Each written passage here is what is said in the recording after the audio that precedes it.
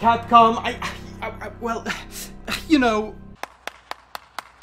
you made me so happy, Capcom, and I thank you for it with my entire heart. Yes, I do not have the biggest connection with Resident Evil, like many others. I've only finished Res 5, which I found to be a fun game. Not scary at all, just entertaining as F.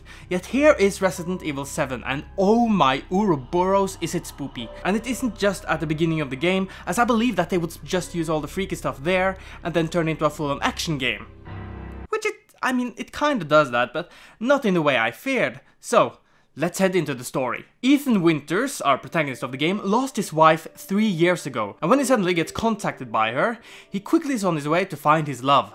Yet, as he gets to his destination, he quickly finds out that something is not right with his wife.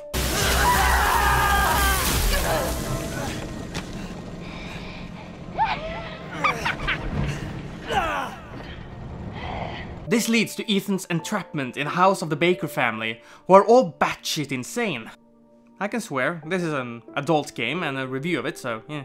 So Ethan has to figure out how not only to get out of the house, but also to save his wife from the family and herself. So yeah, a much more grounded story than the 2 previous games in the franchise.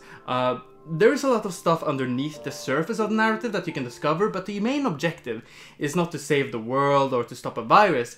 It is to find your wife and to get the hell out of there.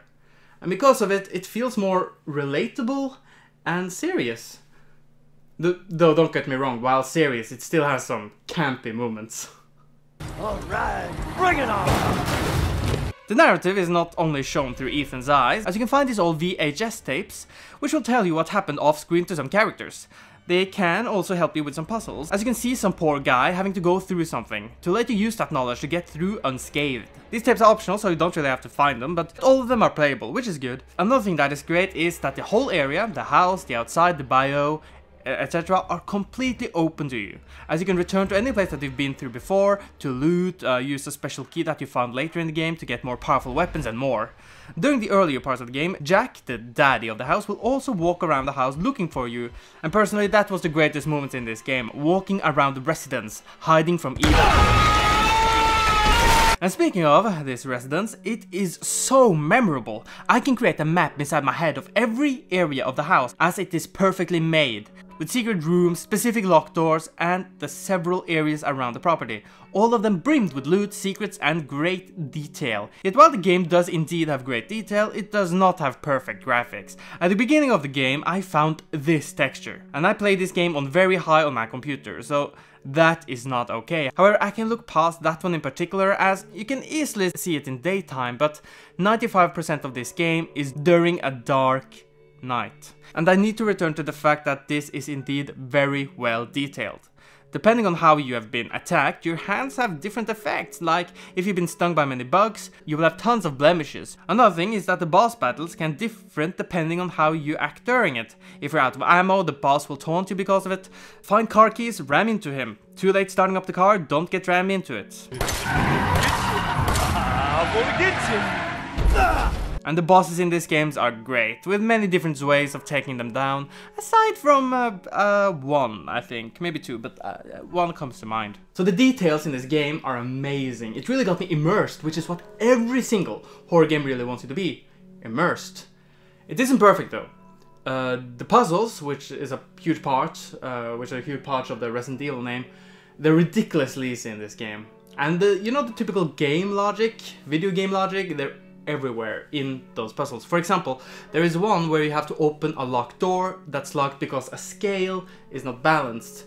On the right side of the scale there's a lantern, okay? And you need to find another lantern to kind of even out, to balance it. But the thing is that the illuminating object that you need to find is in a very, very, very dangerous place. Like seriously. So why can't I just try to use something else? It doesn't make sense that I have to find lantern. It doesn't specifically say there needs to be a lantern. There's also another thing that's really stupid, and it just shows how easy it is, that you're in a really scary place, okay? It's a very dark room, there's noises everywhere. And then you come to a room and you need to find a really important object. But the thing is, there are no other entrances or exits in that room, aside from the, the main entrance. However, next to a wall, just right next to a wall, there is a note that has a drawing of where the secret entrance is, which is quite literally right next to that note. So it's really disappointing how easy they can be. A thing I got a bit let down by is that Jack won't always sneak around in the house after a certain point in the story, and while this is to change the game up, which of course is a good thing, there's only one type of enemy aside from the Baker family, and they're all alike. It's pretty much just one type of monster, the molded. Sure, they look creepy, but eventually you'll be more annoyed by them than freaked out. There's also the fact that, as I said earlier, the game does get a bit more action-oriented later in the game. Not to the Resident Evil 4 to 6 extent, but you will end up mowing down a couple of enemies with a machine gun. It is fun and different, but again, with the enemies that you see through the entire game, it gets a bit tiresome. Tiresome is also the word for constantly returning to the chests where you can store all of your items for when you find more, having to return from point A to point B all the freaking time. You can improve your inventory space, but there were times where I had to let out an annoyed sigh as I realized that I had to do it, because you have to do it, as ammo is always needed, and healing items can sometimes just disappear because of how enemies can sometimes just tank you. More enemy types would have, been nice. I'm not damning the game for not having them, and story-wise it wouldn't make sense to have others, but it would have been nice if they kind of gotten them in, because at the later part of the story, when you have to kind of fight through a lot of the molded, it kind of feels like they're just throwing them out there. It's not super annoying. Plus the Baker families are some amazing antagonists. The puzzles, while easy, have some interesting mechanics. And when you actually are fighting those molded, while repetitive enemies, it is fun and you have to think fast because they can quite easily just chip out your health really fast. So all of it is fun with some small negatives in there. Aside from the villains, they're amazing. Of course, you can upgrade your health and reload speed with these syringes. Some of them are hidden around in the house, while others can be bought, as you can find these old coins to purchase either a magnum or one of the two upgrades. You cannot buy ammo, yet there is a crafting system where you can put together a chemical fluid with gunpowder for bullets, herbs for medkits, and other stuff. You will find more gun bullets around than anything else, but they are the quickest ammo type that you will use, so that's good. And every important object like keys and other stuff will always be around, so you can't really make the decision of keeping them in your limited inventory or put them in the storage box hoping that you won't need it later, for then having to return to that storage box to then use it and then again return and put it back. The game also has some collectible bubbleheads that you can destroy. I haven't figured out what you get from destroying all of them, but they are there and they're well hidden. Documents can also be found to fill you in on behind the scenes information, why the Baker family can regenerate, why the molded exists, and pretty much, everything that's going on. And since every document wasn't pages of pages, they were quick and interesting to read. Something that wasn't as interesting was the main character himself, Ethan Winters. He's, well, getting stabbed in his hand, he doesn't seem, too shocked. He isn't terrible, but I would expect a bit more fear from him. He isn't exactly Chris motherfucking Redfield.